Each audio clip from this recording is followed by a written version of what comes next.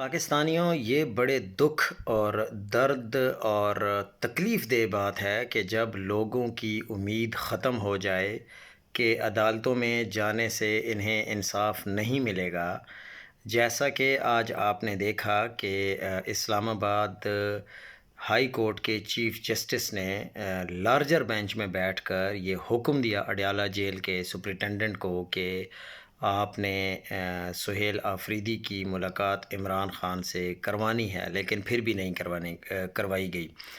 تو پھر لوگوں کا جب اعتماد ختم ہوتا ہے تو وہ اپنے فیصلے خود کرنے لگ جاتے ہیں، جیسے آج کل ہو رہا ہے۔ اسلام آباد جیسی جگہ میں ایک جرگہ بٹھایا گیا اور انہوں نے خود ہی فیصلہ کر کے ایک خاتون کو قتل کر دیا۔ کسی مہذب تہذیب میں آپ سوچ سکتے ہیں ایسی بات؟ یہ وہاں ہی ہوتا ہے جہاں عدالتیں ختم ہو جائیں۔ ایسے بیسیوں واقعات صبح شام ہوتے ہیں۔ اب پاکستان میں تیزی کے ساتھ ماورائے عدالت قتل کا سلسلہ بھی شروع ہو گیا ہے۔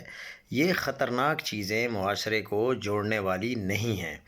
آپ دیکھیں کہ اب سے کچھ ہی دن پہلے محسن بیگ صاحب نے بھی اس بات کا تذکرہ کیا تھا، اور جو پاکستان کی ہیومن رائٹس کمیشن ہے انہوں نے بھی اس بات کا تذکرہ کیا تھا کہ پنجاب میں ہی صرف جعلی پولیس مقابلوں میں 700 سے زیادہ لوگ قتل کیے جا چکے ہیں۔